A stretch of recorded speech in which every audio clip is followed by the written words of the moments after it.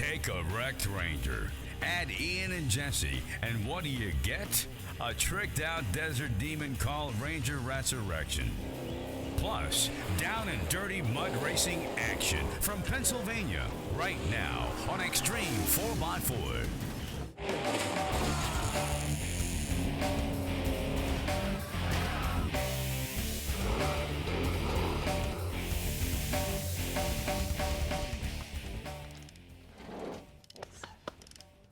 Welcome to Xtreme 4x4. You know, we read all the emails you guys send in and all the posts you make on the message board. Yeah, like John from Wisconsin asked how to build a four-link. And a lot of you guys want to know why we always start with a brand new truck. Well, you ask, we deliver. We picked up this Ranger at a local wrecking yard. This is going to be one of the most badass off-road bandits you've ever seen. Hill climbs, flying through the trails, conquering the hills. And most importantly, it's going to jump with the best of them. Yeah. The heart of this beast is a 347 stroked Ford small block built by the boys over at the Horsepower Shop. But before we can start any of this, we have to show you our newest tool. This is a frame bench. What it's going to allow us to do is securely mount the Ranger in these fixtures and measure back to a common point all the time. This bench will hold onto the Ranger securely so we can make measurements from one common point over and over, which will allow us to have a straight, square, and level chassis. By the time we're done with this truck, it's going to have a tube chassis, 4-link suspension front and rear, coil-over shocks, wicked Dynatrack axles, custom interior, 2 fuel cells, because one just isn't extreme enough, and much more. But first thing we got to do is get it on the jig. Here we go. How close? 3, 2, 1, you're there. All right, let's clamp it.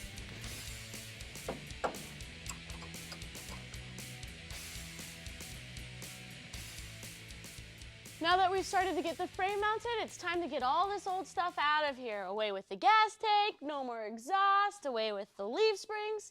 This is where the fun stuff starts.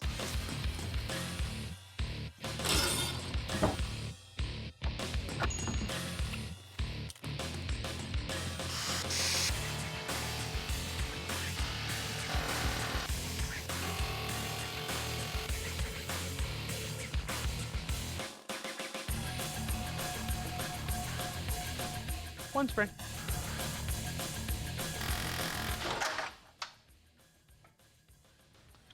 That was cool. Oh,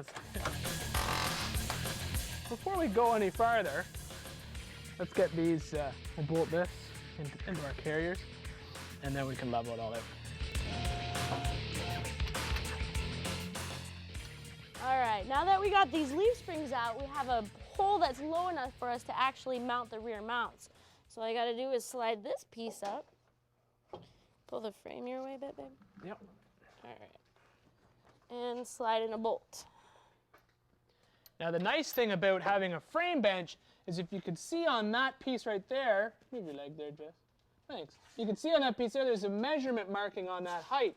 If we set this one to the same height, you're going to end up with this frame perfectly level.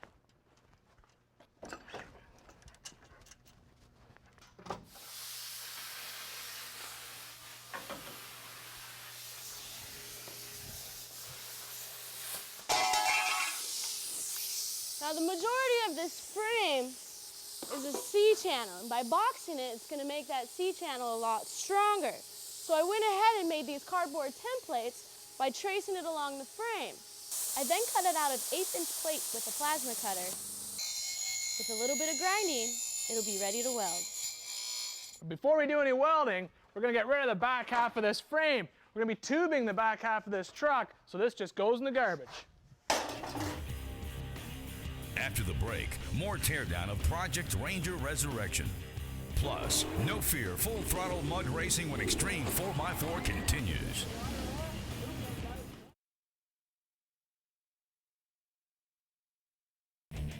The Xtreme 4x4 Event of the Week is brought to you by Warren, #1 in winches. Welcome back to Xtreme, where we're building that Ford Ranger back there. That truck is going to be able to handle just about anything you throw at it. Rocks, sand, water, mud. And speaking of mud, this is where we want to take the Ranger out in a few months. Mud Bash in Smoke Run, PA.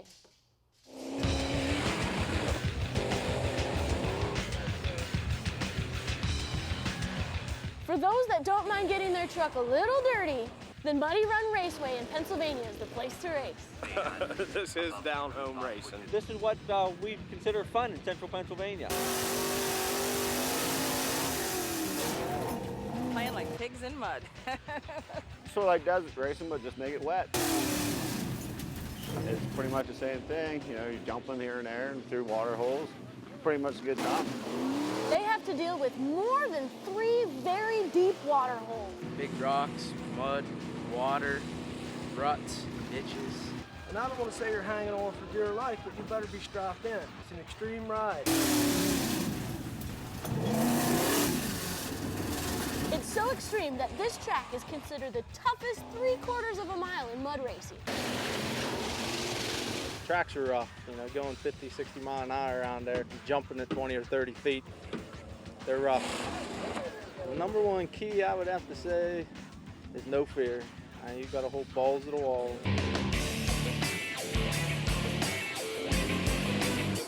What this whole thing's all about, man, to the edge. That's the best part of the whole deal, you know? It's not only the trucks that are pushed to the edge. A few of them holes are 3 or 4 feet deep. It's just like hitting a brick wall when you go into them. It cracks your neck around and your shoulders. Just a good whiplash. It's fun. Tears your body up. You get out of bed the next morning, you know you was in that mud race. And you've got 5-point harnesses holding you in, but it don't matter. Just hang on and drive it. That's good advice. But sometimes the one-lap, one-on-one timed races are too much for these pigs on wheels to handle. Who's your daddy? That's a rush. That's a rush. First time I ever rolled something over. Glad the roll cage held. We're just backyard welders at my place. They didn't have to roll it to fall victim to the merciless mud. It's a hell of a ride out there, I know that. It's pretty hard to handle your truck in 2 feet of mud, you know, keep away from people. There's always damage. You can see damage on this one from the hits and the scrapes. You know, it's not good to go out there and hit people on purpose or anything, but we always have some accidental damage here and there, you know what I mean? Anybody can have a fast truck. It takes a man to drive around that track to win. On the cusp of clinching the super mod and open titles, Tim Holt has one philosophy on winning in the mud. When in doubt, floor it. And his 81 Bronco is built to handle this pig pen. That's a big thing there. You get the horsepower to keep the wheels spinning and you can go pretty much where you want to go. This is a 351 Windsor, stroked out to 408, pushing about 600 horse, geared drive timing. It's a screamer. To keep the silver bullet screaming, he swears by the Predator carb.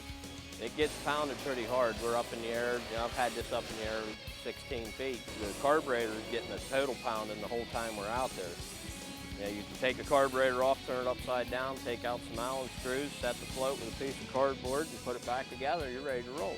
Quicker than you can say oink, the mud and the water can stop an engine. So under the hood, Tim keeps it simple. You just gut it out. Just got the necessities in it. I got 3 power wires I got for the windshield wipers, for the ignition. You know, you got to have your air coming from inside the cab, and that's about it. Even after 6 years of racing, his truck continues to be a work in progress. You're always working on them. You go out there and blow a rear end apart, you know, that's a few hours of work. I got 7 of these things sitting at home just for parts, you know. I spend a lot of time in the garage. The good thing I have an understanding wife, she brings me supper in the garage. Tim's long hours paid off as he wrapped up the Supermod and open titles with 3rd and 1st place finishes. The fun is why I do it. You know, I can't explain how fun it is. Somebody has to go for a ride or drive one of the trucks to understand what it's like to go around this track 60 miles an hour, you know, go in the air, just have a blast. Oh, you know that's gotta hurt. Hitting water is not that soft, you know. Those guys don't hold anything back. It's cool because anybody can compete in that. It looks like there's rookies and pros. I think it's kind of neat. There's a lot of cool stuff there. Did you see the guy at the beginning that said spike this on the girl? I thought that was cool. I think he did that just for us. Spike TV! That's true. Hey, come back after the break. We got more work to do on the Ranger. Look at that logo. That's beautiful. That's beauty.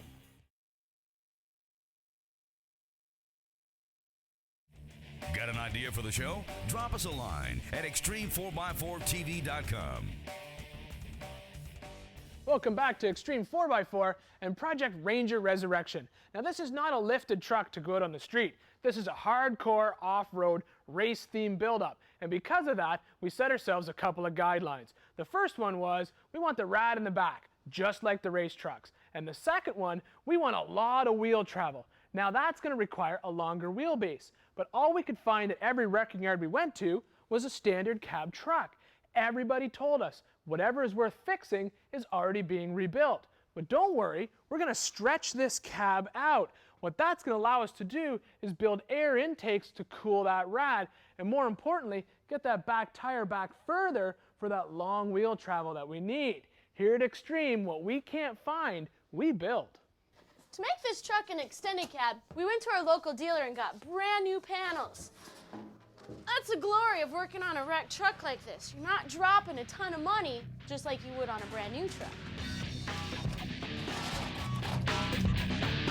These extended cab panels are not a bolt-on replacement piece. You gotta fit, grind, trim. Yeah, we still got a gap over here. Yeah, no, I think we're on the right track. If we just get that up a little bit more, I think it'll fit. Let me just mark it so I know where to take all the paint off. Fit again. Grind some more until the body lines start to line up. The longer we spend here, the better the end product will look.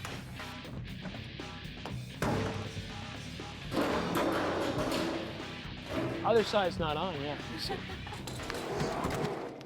Now you're probably wondering, why in the heck are those two putting that panel on top of the other panel? Well, if we cut out this firewall here, we would lose all strength and rigidity in the passenger compartment. But trust me, it'll be completely worth it in the end. Now all I gotta do is tack weld this in so we can start on the other side.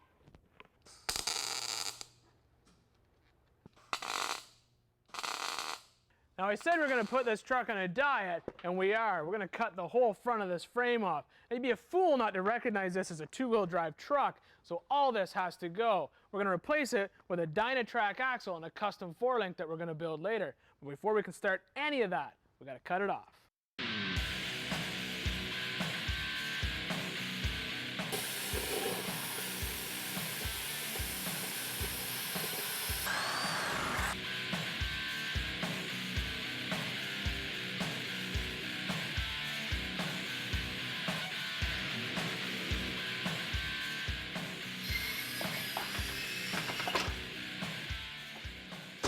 All right, just a little bit more grinding and a little bit more welding, and this thing is well on its way to becoming an extended cab.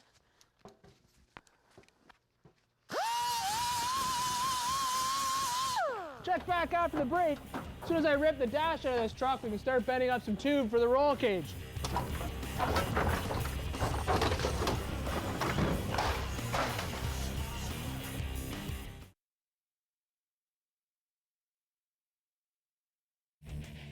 For more information on anything you've seen today, check us out online, Xtreme4x4TV.com. Welcome back to Xtreme 4x4. We finished welding in the body panels, cleaned out the interior. Now it's time for us to start on the roll cage. Now, a roll cage is a topic that can start a lot of debate between people about which type or style is best. And by no means are we telling you that you have to do it this way. We're just giving you ideas and options, because you could just go out and buy your own roll cage prefabbed. It's true.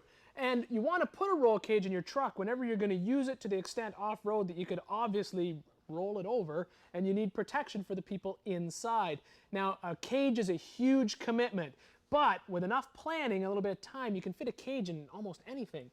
For our truck, we gutted the interior to make it easier, and we're going to start with a back hoop, which we're going to tie together for lateral support with this crossbar. That'll give us a place to mount our seatbelts later. We also have a front hoop here with these down windshield bars, because we're putting in a Lexan windshield, so we need that extra strength in the center. We'll tie the front and the back together with door bars. We put this door bar up really high because A, it's stronger, and B, we're going to weld the doors closed on the cab to add strength to the body itself. We put the two top bars in. That's pretty common in most cages. And all this stuff in pink is actually stuff outside of the cab that we'll put in afterwards. These back bars are going to go back down to the rear suspension, and these bottom pieces will just loop and link the cage into the frame, because if you don't tie the cage into the frame, it's no good at all. It's useless. So all we got to do is start doing some measuring and bend some tube. Let's go. All right, floor to roof, we're about 37 inches, and the center line on that is about 22 inches. Going across the top, from side to side, we're about 45 inches, and in the center, we're about 52 inches. And we're going to go ahead and bend up that rear hoop using our tubing bender. But if you don't have a tubing bender, if you put together a little drawing like this and take it to someone who does, they'll be able to bend up that rear hoop for you.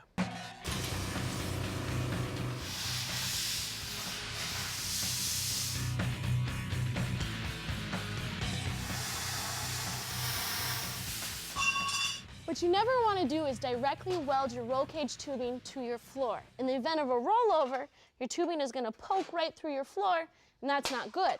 So what I'm doing is I'm making these floor plates. These mount to your floor on the inside of the cab and your roll cage, and on the outside of the cab where you can continue your roll cage onto the frame. How this is going to benefit us is we can take the cab off the frame at any given point. Now, if you're not worried about cab off frame, then you can continue your roll cage right through the floor by drilling a hole, having it as one continuous roll cage to the frame. For our cage, we're using 1 5/8 drawn over mandrel tubing. We chose that because it has very few weak points, unlike a piece of welded seam tubing that'll have a weak spot down that entire length. For the cage itself, one little trick that I've always done is to install slugs. Where these plates mount to the floor, we're going to insert another piece of tubing into the cage. We'll weld that to one side only. Then when we lower the body down onto the frame, these two pieces of tubing will lock together. That'll help us with what's called shear load, and that is the cross movement of that cage. Not only will the bolts hold it, but that slug's going to hold that cage in place as well. To prep for the cage, I welded half of the plates to the floor. With a little help from the torch, I bent it to fit the rest of the floor.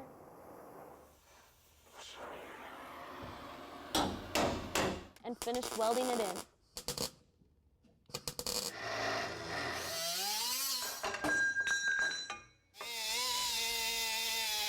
I finished bending up our rear hoop, and then I bent up that back seat bar mount we showed you on the chalkboard before. I just have to notch this end to fit that. It's ready to go in the truck.